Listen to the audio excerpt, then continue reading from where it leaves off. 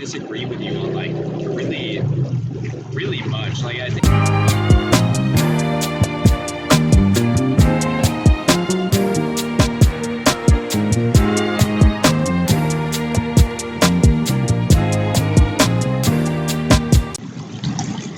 All right then.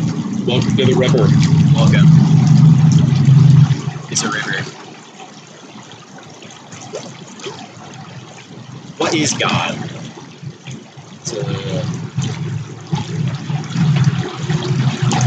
Bro, I think that question also is like I can't answer that question without also thinking what isn't God. Yeah, like that's definitely the place to start. It's like it's kind of the same question as what is and what is not God. Yeah. I think that organized religion often talks about God in a way that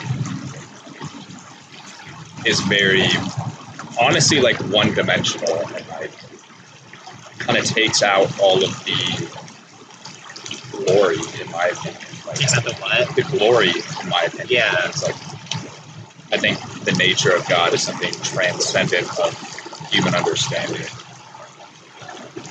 Like mysterious, fundamentally mysterious. Yeah, It's yeah. Like as soon as you try to put God in a box, you miss it. I was like the first verse of the Tao Te Ching is, which has been translated to be talking about God by many people, is the God that can be named is not the eternal God. So Yeah. the point there is like as soon as you act like you know what you're, or confident you know what you're talking about, you're already missing the point. Right. Yeah, no, and I think that's like a perfect place to start, is like to be like, the idea that we're sitting here talking about what is God is ridiculous. Like the idea that we can wrap around it with language or say anything about it, like try to capture it with words or with images or with any of that, is to like as soon as you try to constrain it, you create something that's not God, like you create an idol. Going into, like I know we had talked about doing this podcast, like talking about what is God. There's definitely been multiple times where, as I was thinking about it, it felt like I was going into something futile, where it's like, and like pointless at times. Can you try to speak loudly? Yeah. Felt like it was like going into, I was tempted to feel like it was pointless at some point and like an unanswerable question, even though that's the question, which I think is true. I don't think it's futile and I don't think it's pointless, but it's tempting to, because I don't think there's any way that we can possibly capture what God actually is and like actually isn't. And just like going into that with that understanding, I feel like is part of the correct way to do it. It's like you should try to find out what God is and understand that you're not going to like get all of it, like because it's like fundamentally mysterious. But I feel like one mistake in trying to look for God as an intellectual object, and like I've done that a lot, where I'm like trying to see God as like a four-dimensional fractal or like some intellectual object, or like looking for God in like a memory, or as like I don't know.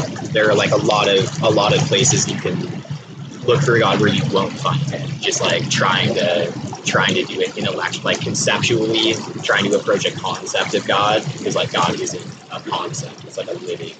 God is alive. So as soon as you like try to paint a dead image, you're dead and wrong. I think it's tempting to do that because I do think you have glimpses of God. Like often, and I mean, you specifically, but like just people in general, I think. Yeah. Like I think you get a glimpse of God, like your example of like a four-dimensional fractal, like, I think that's God. But if I go looking for Him to be that, I'm not gonna find it. Like it's like if you're trying to search your if you're trying to search for your memories, like you see God as a four-dimensional fractal, and then when you go looking for God, you're trying to conjure up the memory of that. That's like when you miss. It's like God is actually alive around you. Like if you go searching for it, and it's like a lot of what I've done and a lot of times is like try to find God through like cutting out sleep for long periods of time, or like taking drugs, or like intense fasting, and trying to get to these like divine, just like profound states. And like a lot of that misses that God is like very alive and active in these small moments. And just like when you're trying so hard to find him, it's like you end up looking inside of yourself instead. But when you just like surrender, the idea of like it's like all of the grasping can't give you anything. It's like only in surrender that it actually like just comes and rests on you. So as long as you're like fighting to discover it, you're kind of doing it wrong. Like I'm trying to like articulate something I don't fully understand, and like kind of dancing around it, but I don't know. I think like a good metaphor, I think, is like looking at a river where you can, it's an ever evolving, ever emerging, changing thing. Yeah. So, I mean, if you see a river and take a quick snapshot of it with every single water molecule in one exact place, and you're like, oh, I finally see the river, that's the river. Yeah. And then you come back the next day, or even a split second later, and you're like, try to find that exact image, it's gone. Like, I mean, you're not going to find the exact water in the exact spot you found earlier. Yeah. But that was the river that you witnessed, but you're now looking for it in the wrong way. Yeah, like inside the memory. Right. Yeah, that's a great metaphor. Do you,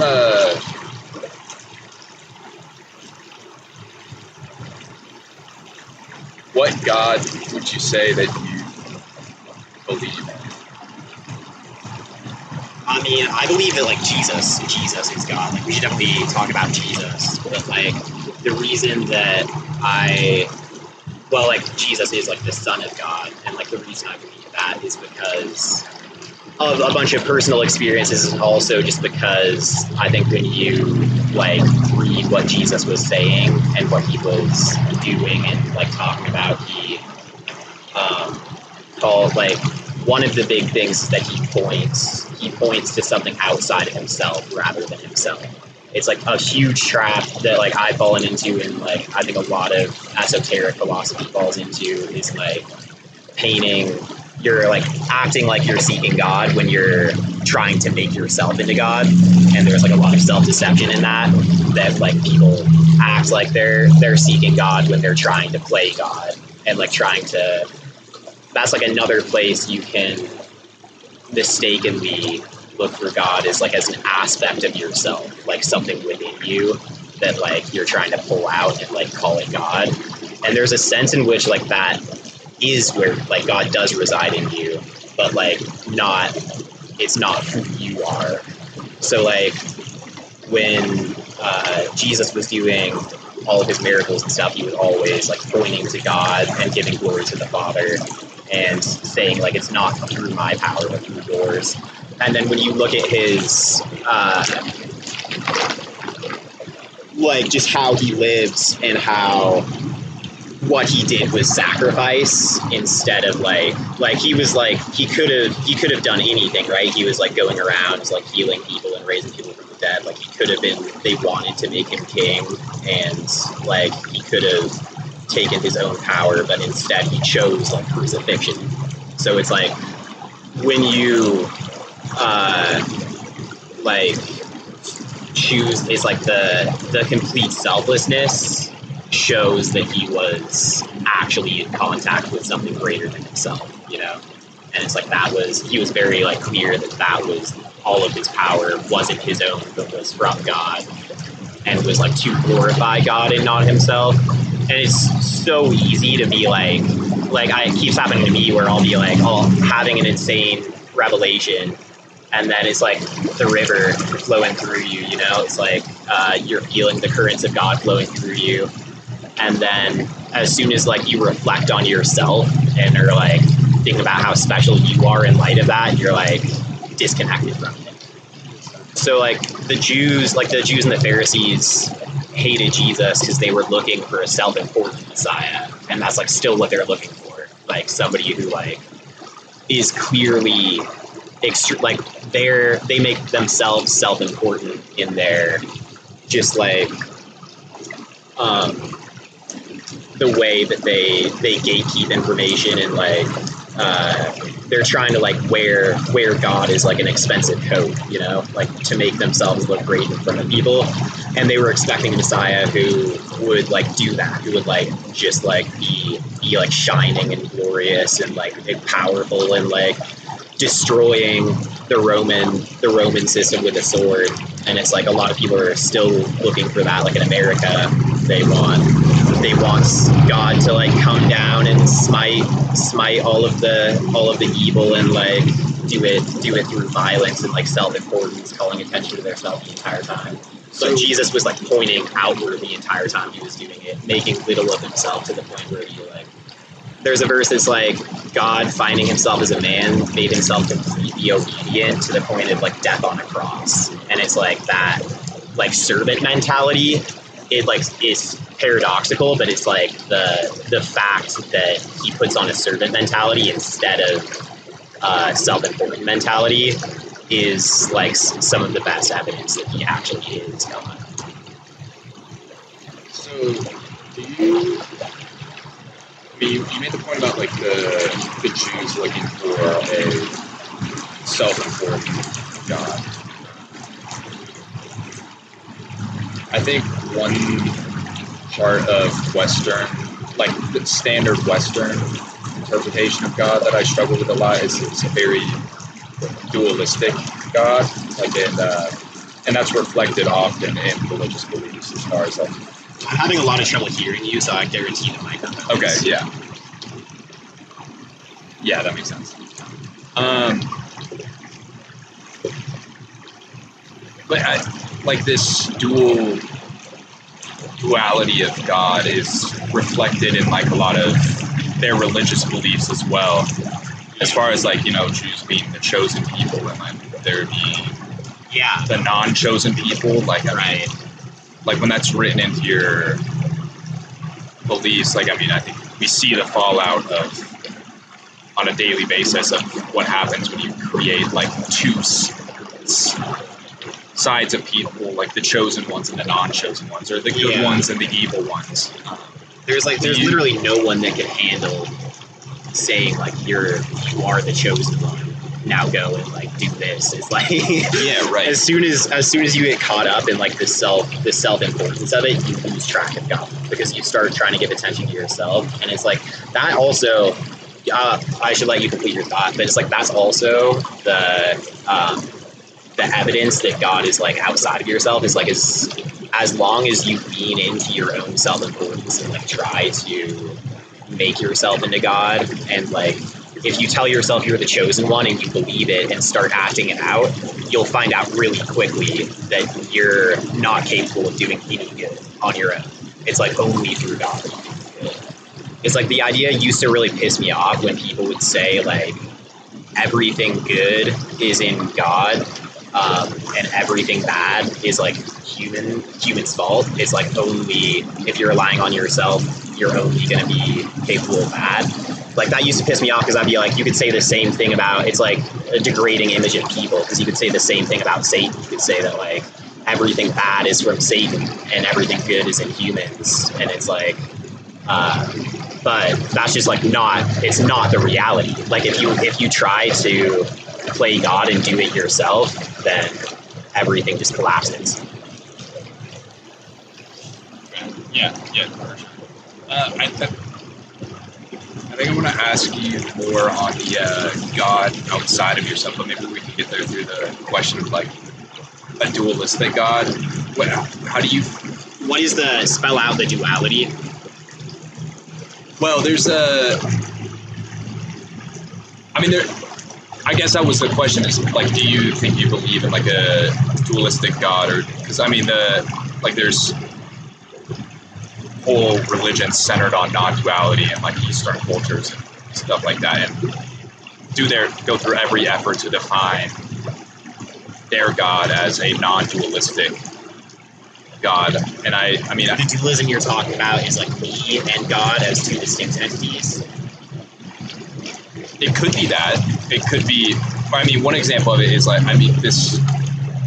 If you say God is external from you, do you think there's no part of God that's running through it? Like, there's nothing that's internal with you? Because I guess like that framework just feels like it could set up a duality where, you know, God is either within you or external to you, where I think I would make the claim that God is everything, like both external and you. And I think like you even can be a manifestation of God. I mean, there's, through a framework of duality, you being a manifestation of God has like a pretty much straight path to just chaos and ego trips and all of that. But through a non-dualistic framework, I think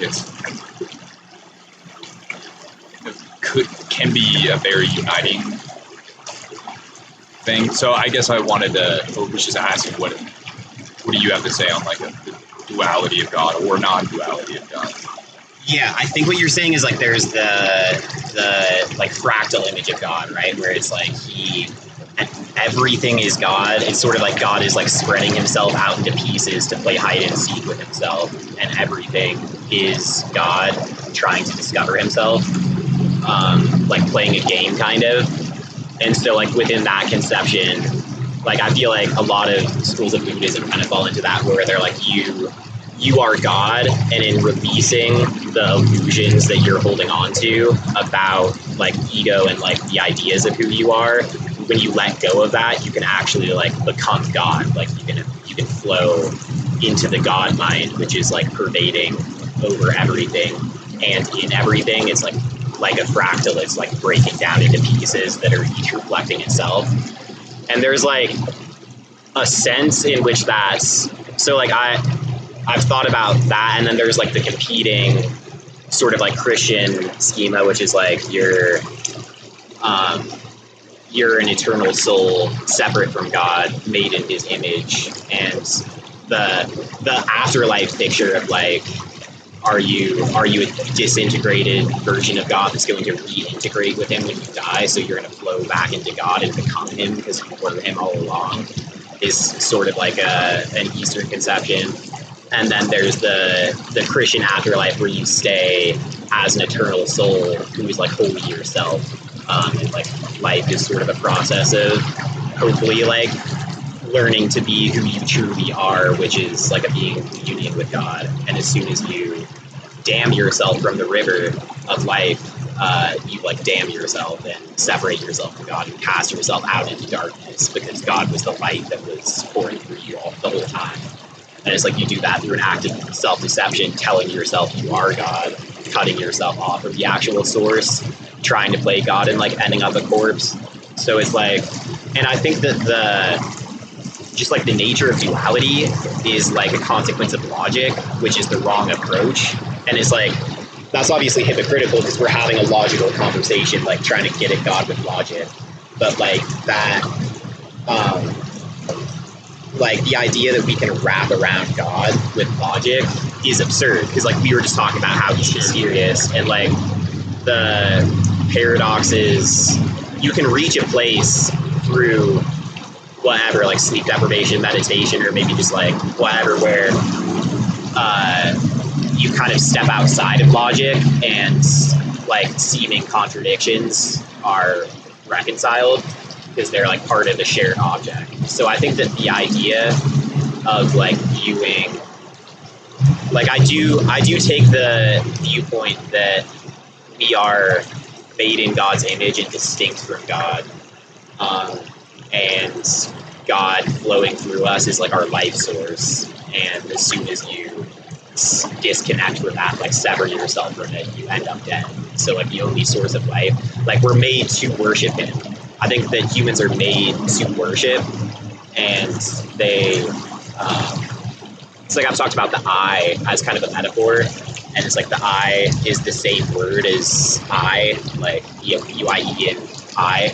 and it's like the center of your eye, iris. Is that the black center?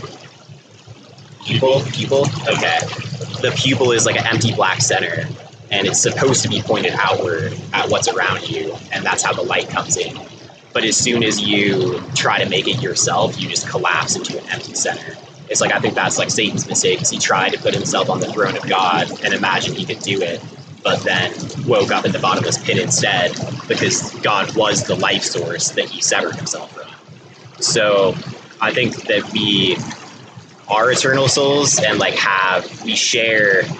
we're meant to share in everything with God and like live in communion with him. And as soon as we sever ourselves off from that, it's like Jesus talks about like, I am the vine and you are the branches. As long as you reside in me, you can bear fruit. But if you sever yourself from me, you're dead. And I think that is the truth. It's just like, as soon as you try to make yourself into God or worship something else, like even when you're trying to worship yourself, you're actually worshiping like a demon.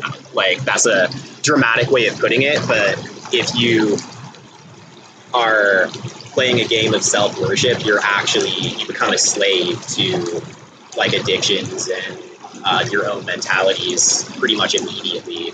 So like, you really can't play God.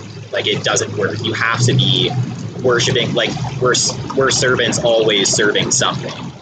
So as long as it's God, like that life source flows through you. And then as soon as you turn it to something else, whether it's yourself or some other idol, you end up with a corpse.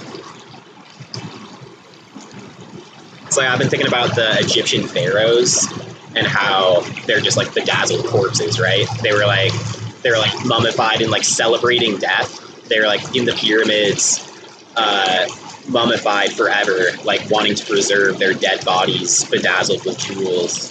And like pretty much every esoteric philosophy, like alchemy and like Luciferianism, and a lot of, I'm kind of talking out of my ass, like it's esoteric, so like the information you get on it, you don't know if it's somebody just talking out of their ass or if it's actually what a lot of people believe in. But like, as far as I've read, like most like esoteric philosophies trace their roots back to ancient Egypt, and it's like the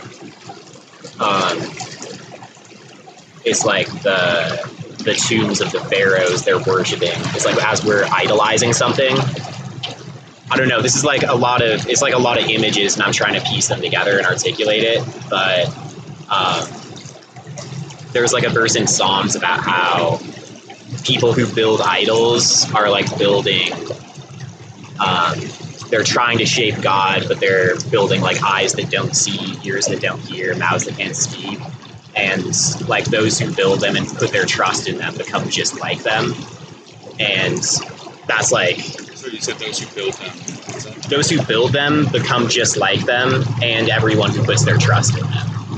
And it's like, that's literally everyone. Like, especially in our culture, it's like, we think that idolizing is good and try to make ourselves into idols, like admire the stars that like make themselves into the most bedazzled corpses, and then try to do the same thing and say that that's good. And like I'm definitely no exception. Like, I do the exact same thing.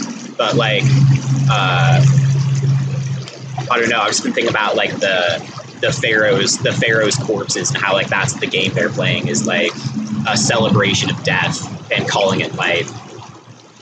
Because you're creating, what you're worshiping is the jewels inside of the corpse, you know? Yeah, sure. It's like the appearance of God. It kind of goes back to the self-important Messiah idea. It's like the appearance of God and like the things that the world values, which is like jewels and fancy clothing and like elegant speeches and miraculous acts and stuff like that. Versus like humility and like being a servant is like what God actually did to show us what we should do also, is became completely obedient to like his Father in heaven, to the point of like complete servitude and crucifixion. And it's like, that I think is the divine ideal, as opposed to bedazzling, like putting on jewels and like trying to make yourself shiny, in trying to make yourself It's like so much of life is contradictory. Like in trying to fill yourself, you become empty, and in giving away, you become full. And like as you try to become God, you become dead, and as you surrender to God, like you find it.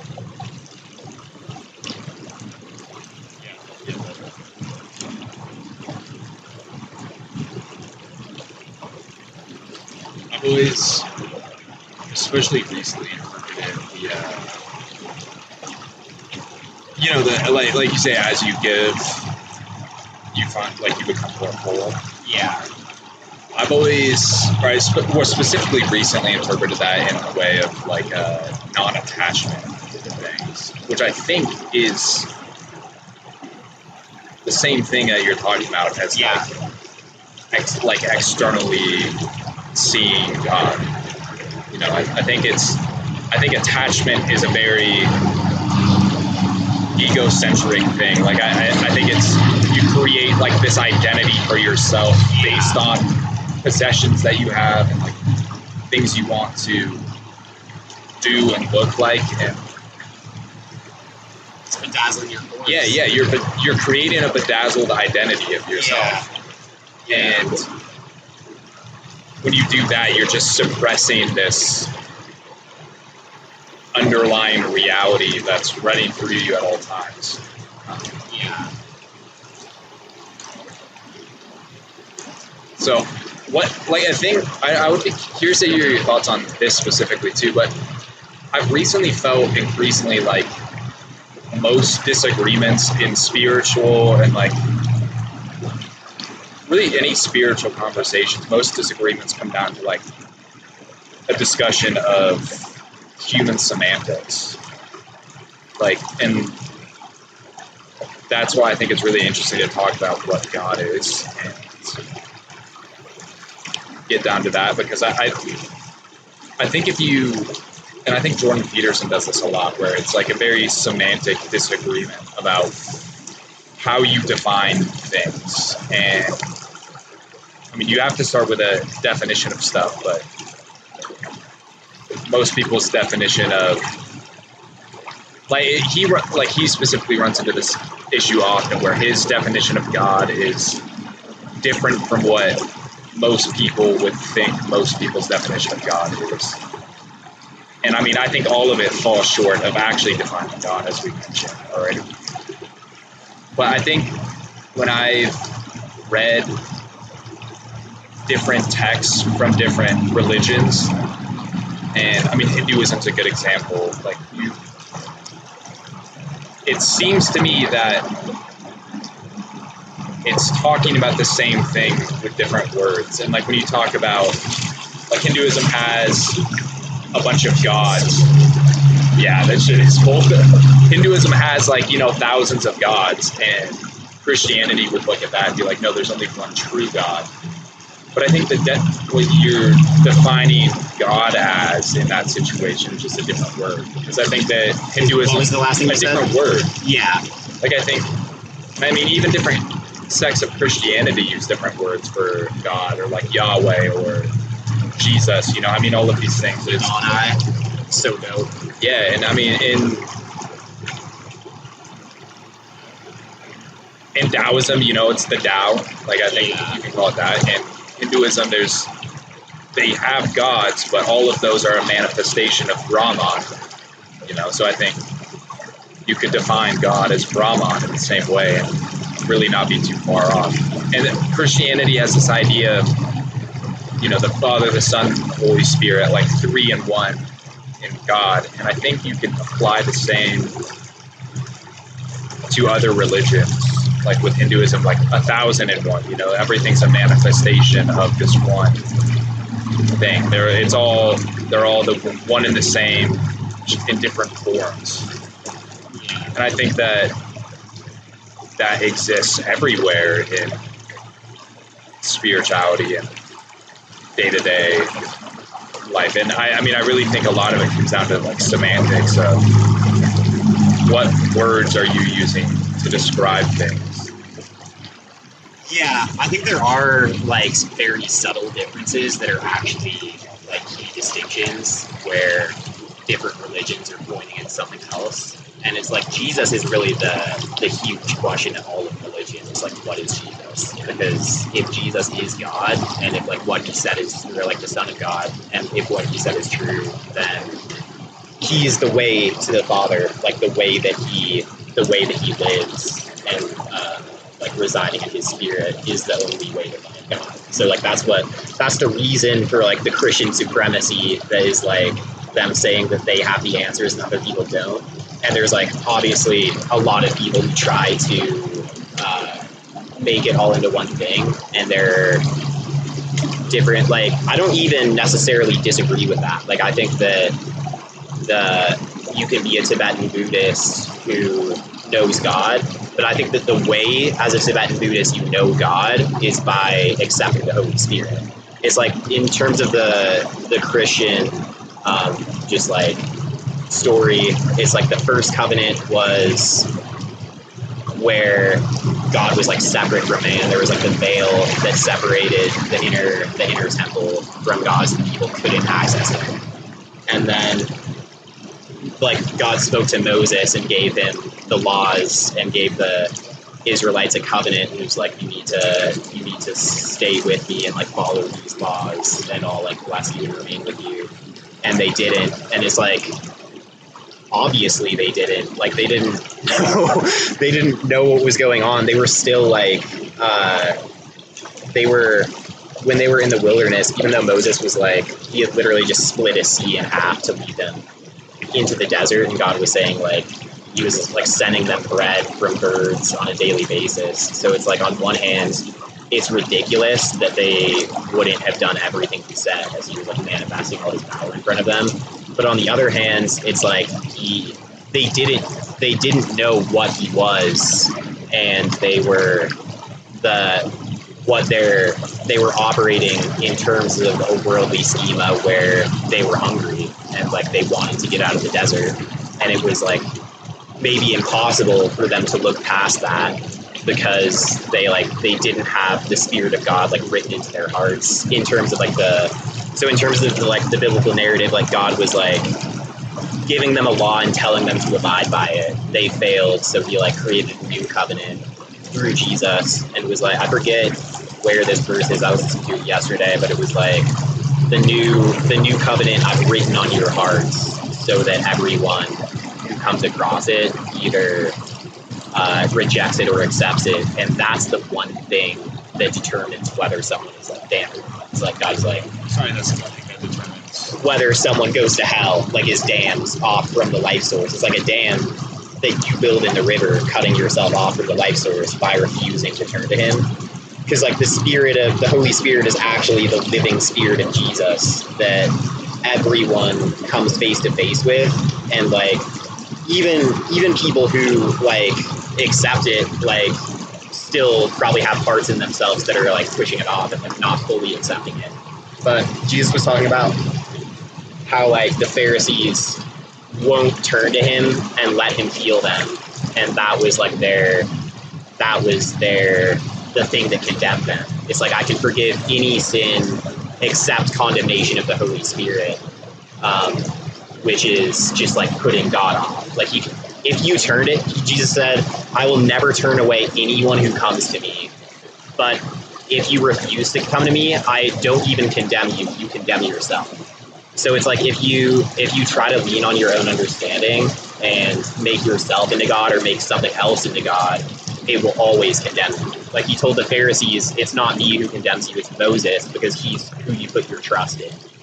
And so whenever you give yourself to another standard that isn't God, it's going to condemn you. Like if you're trying to play your own God, you're going to be like walking around judging the people around you and being hypocritical, and that you can't live up to the same judgments you put on other people. So then like that God, what you make into God will judge you, you know? So it's like there's only one actual God, and when you turn to him, he'll forgive you. But if you refuse to turn to him, then you condemn yourself to like your own standards that will always condemn you, or like the standards of something else you put your trust in that will always condemn you because it's not the source of life. I guess when I hear people say like God in terms like that, just I feel like I understand where they're coming from and get it, but it feels like a lot of unnecessary concepts to put on to something that like I think like we fundamentally can't understand. So I think with like it seems to me that when you talk in terms of like any concepts, like you were just saying, it almost seems like it's underselling, like under describing our actual reality.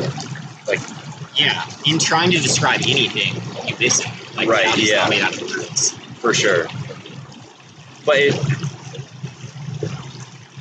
there's still there's still like a distinction between believing in something that is a lie and aligning your beliefs with the truth, where like God comes alive in and around you, and it's like you're still not going to wrap around him conceptually, but you should like stop. It's when you stop trying to play that game that you start to experience it. It's like even trying to wrap around him conceptually, which again is like exactly what we're doing. So it's very hypocritical. Yeah, right. Saying this in a conversation about what God is. But like as soon as you stop trying to wrap around him with your understanding, and just like surrender and experience, that's when he starts like flowing in and around you. Has been my experience. So when you talk about someone who's like rejecting God and is leading to condemnation, what do you think they're like? Do you think they actually know what they're rejecting? Do you think they understand what they're like the thing that they're doing? On some level, maybe, but like it. As far as from the like from terms of like how it's talked about in the Bible, and like. Yeah, like that idea really bothers me, and like I don't know what to make of it. Yeah, because like I don't think that people do know what they're doing. Like maybe on some really deep level, you can't really lie to yourself, but it's so easy to lie to yourself in so many ways. And like the people who reject God are like, for the most part, like thoroughly self-deceived, and they like think that they don't know what they're doing. And it's like, even Jesus said that. He was like, I think some of the most powerful words in the Bible is like, forgive them, Father, they don't know what they're doing. So like, and it's not really, maybe there's another chance after death to like see God, and like we don't have the full story. Like maybe there's another chance after death to see God and decide with clear vision whether to accept and reject him, because like our vision is not clear. Like we really don't know what we're doing. But it's also possible that on some level we do know exactly what we're up to, and like choose, like on a subconscious level, choose something else that we want more. It's like Jesus says, like you'll be where you most want to be. Like he basically gives people what they want in the movement. But people tell themselves they want like worldly things and don't understand that they're like worshiping a corpse. They're staring at the jewels. So it's like, if you want it doesn't exactly track, because like people want the jewels and not the corpse, but end up with both, because that's how it is. But the only way to find God is like seek him and find him with all of your heart. And you can't even rewrite what's on your heart yourself. You have to turn to God to do that. It's like you can't realize you want the wrong things and then just in that realization start wanting the right things. You really have to you can't retune the strings of your heart. Like you really have to turn to God and surrender it rather than try to change it yourself. And like that's where you find his power is something outside of yourself, is where he like makes it possible to do things. Like he transforms you in ways that you can't by yourself. But I feel like I forgot where this question started. It was like, no, that's okay. I mean, on the note that you just said that of like, you know, you need to turn to God and surrender completely. Like to me, but I mean, I agree with that for sure. But I think to me, it feels like that's just leading you to God through non-attachment and like letting go of yourself. And I mean, that's all things that I think are great and do lead you to God. And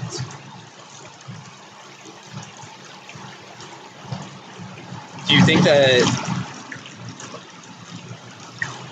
you have to do that through like the terms outlined in Christianity? Though it seems to me that like you can do that in a very real and fulfilling way, without any of like the religious dogma that comes with religion. Like it feels like and like Jesus was like pretty expressly anti-religious dogma. Like the Pharisees were like his biggest opponents, who were the ones who were trying to paint themselves as religious, and like it's obviously all over the church. Like there's a distinction between how you phrase your question was like, do you think you need to do that within the constraints of Christianity? And it's like depends on whether you're talking about Christianity in terms of like the church. Like do you need to go to church and like become a Catholic, for example, and like follow all their stupid rules, or like obviously not. It's like the living spirit of God. Like I don't know if I completed my thought about like I think like God, after the old covenant broke, he like wrote the new covenant on our hearts, and like the Holy Spirit is alive and interacting with all of us.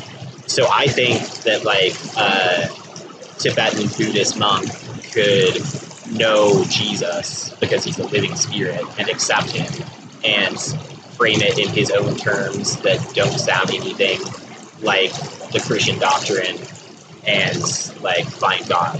But there's also like Jesus said, like I am the only way to God, which is like not, I don't think he meant by that like the church, like the Christian church and everything it tells you to do and being religious is the only way to God. It's like how you respond and to the living, like the Holy Spirit, because he talks about how like what condemns, the only thing that can condemn you, like I'll forgive anything except rejecting the Holy Spirit. So it's like, and even like obviously that's not like if you reject the Holy Spirit in one moment, like God keeps giving you more opportunities to do it later. Like we all push it away at some point. But like when I think that it's like God is present and is interacting with you and like offering an open hand. Like that I think it's Michelangelo painting where it's like Adam and God stretching out hands, and like God's hand is fully outstretched and Adam's like finger is just a little bit off because he could stretch it up. It's like God is always offering an open hand, and if you grab it, like he'll lead you and forgive you and make you new. But if you refuse to grab it, you condemn yourself to the pit. Like you decide to follow instead. But there's a lot of self-deception involved in that, and people don't know it's very easy to tell yourself you're not doing that and not understand.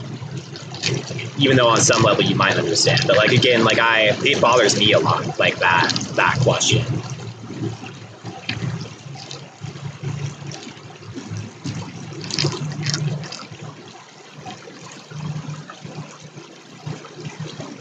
I don't think I disagree with you on like really, really much. Like I think it's pretty fundamentally like I agree with you on most things. It's sometimes the framework that you create is confusing to me, though. Not in like a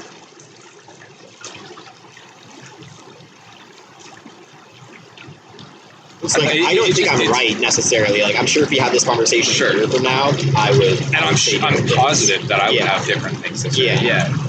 So I just get confused by, like, it feels like you often create a bunch of like intellectual hoops to jump through almost. Yeah. That I don't think necessary. Yeah, but I think are, and like I think you create like that is true, but like, can you like spell one of them out? Yeah. I mean, I think a good example is the one of like explicitly creating this idea that like God is external from you. Like God is like, you need to be looking outwards. Like this is where you're going to find God. Like that feels like and I mean, I think I understand where that comes from for sure, because I mean, that's like, I think we live pretty similar lives with similar issues from like time when we were in high school, dealing with a lot of like problems of I mean, I'm sure we both are still dealing with like problems of ego and like self praising. Yeah, exactly. So I think I've tried to take a path of like almost reframing that into like a new issue where like it's doesn't need to be me versus anything. It's like I've had, it feels like I've had success finding, like getting closer to God through a different path where it almost feels like you intentionally create this new intellectual space where there's like this idea that you need to be looking externally yourself. Like there's this way that you need to be doing something. And if you aren't doing it that way, then I would imagine you're kind of... And like, I'm not doing it. I'm not doing it either. Like, I'm not even... Sure. I try to look outward, but like, don't, you know? But it's also like... Do you think that's a necessary thing to be... Like, do you think that's a necessary... I think that way to be thinking about it, or do you think there's like a different way that you could be thinking about it? I think the way I'm framing it is... I don't think I'm doing it perfect, to be clear, so this is not like I'm doing it right, but I've just... It's confusing. I think the way I'm framing it is like incomplete. Like the idea that God is only outside of you and is like almost like... I think like the nature of yourself is emptiness without God. But when you surrender yourself to God... whoa, this is like a bottle. Oh, is that some, is it sharp? Nah, it's very soft on the edges.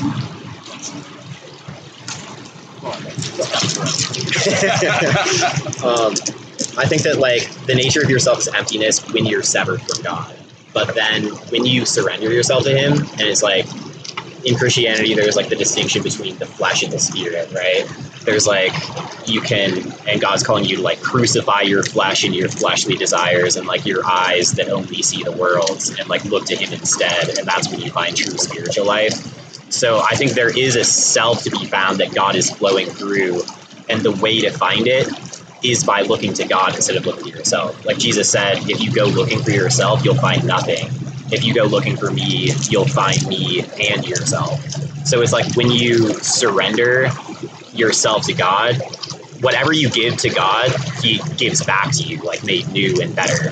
So like when you surrender yourself to God and like give up, you let go of the worldly things that you're holding on to, like God gives all of it back to you, like in like spirit, like often not in worldly things. It's a very common trap I've seen in myself and the people around me, where they'll like turn to God and like tell him that He has all of them, and then expect to like turn around and like get like a super hot girlfriend and a perfect marriage and like a bunch of worldly acclaim and like to be important and rich and like all of that. And it's like you're looking in the wrong place. You're trying to like use your faith as a mechanism for your worldly desires. And it's like, what was the original question? Because that was a side tangent as part of it. Oh yeah, just like whatever, when you surrender yourself to God, your nature becomes not empty, because you actually do exist as like God actually made you as a being in His image, like meant to be in communion with Him. There is a self to be found, but it's not in seeking yourself that you'll find it. It's in like once you turn to God and like point your vision outward, He'll give it back to you. And it's not only, it's communion, right? It's like an exchange in some capacity, where as you give to God, He gives back to you, and you can receive. And it's like not all about never receiving. Like He wants you to be able to receive what you give Him. But when you're focused on receiving, you can't receive.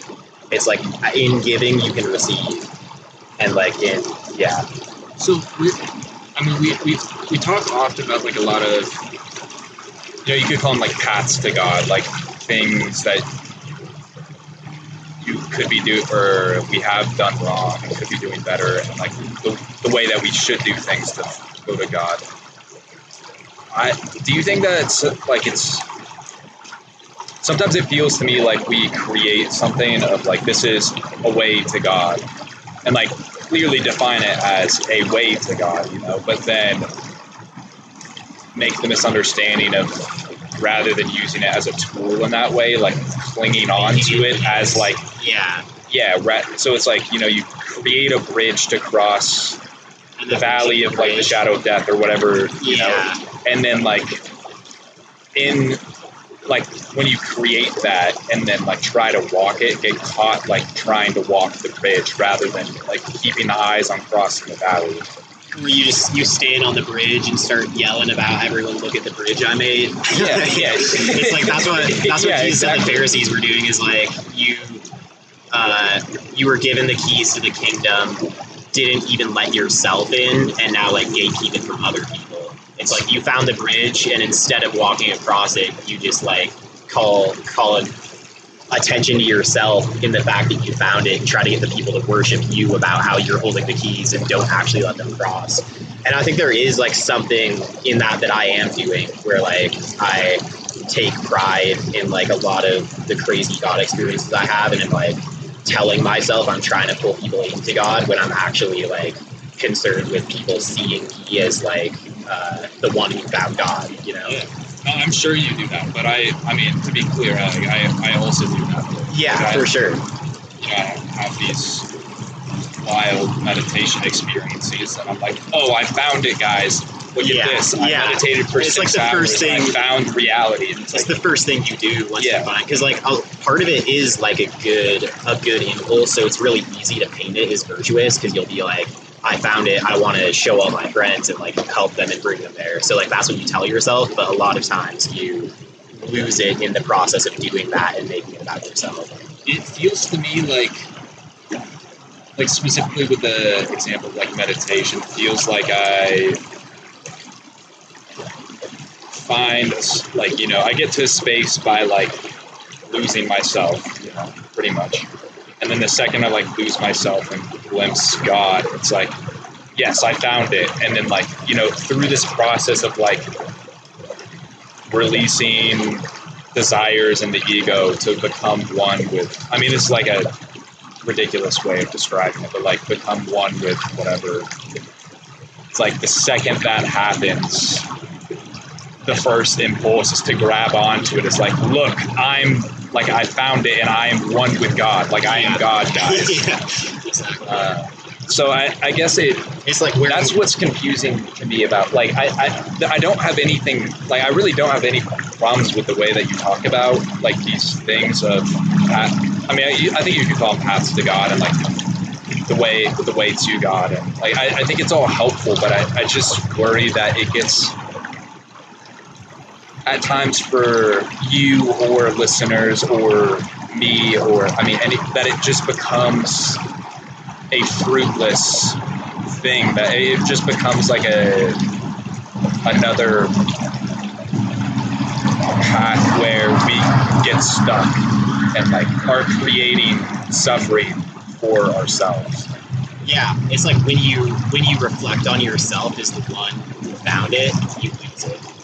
It's like I've been thinking about, and I don't know exactly what I think about this, but like I've been thinking about whether you should even have an identity that you cling to, because like as long as you try to build an identity, like you're building a corpse, you're building something stagnant, and it's like identity is like a very protective like mechanism. It's like you're having to face against you're like obviously going to face a lot of different challenges in your life. So try to build yourself into something that's capable of facing them, and like see yourself as however you need to see yourself to be able to take them on. But as long as you're like clinging to some vision of yourself, you're like kind of damming yourself off from the actual source that flows through you. So it's like the moments where I feel God, or when I'm like not trying to do that, and I'm actually just like living the moment, not even thinking about who I am, and just like trying to respond to people around me. It's like it's difficult to actually care about the people around you as long as you're thinking about yourself. You know, like as long as difficult. I mean, I think it's fundamentally not what you're doing. I think if you're thinking about yourself and you're caring about people, it's ultimately just a reflection of caring about yourself. Exactly. And trying to tell yourself you're someone who cares about people around you. Yeah, it's like very. Yeah, I mean, honestly, I think. And it's not like you can realize that and just like step out of your identity and start constantly just like never reflecting back on yourself. And I don't think that it's necessary. Like, I think that maybe there is a way to build an identity that's rooted in God and like reflect on yourself in ways that are healthy. But I'm not good at it. Yeah, no, I don't have any. Like, that's also something that I started journaling and was very surprised that identity was the thing that I journaled about the most, because up to that point I didn't think about it at all and felt like it was like a silly thing, honestly. So I mean, I really don't have an opinion on that too much, other than my honest experience has been, you know, like treating identity with mindfulness is like,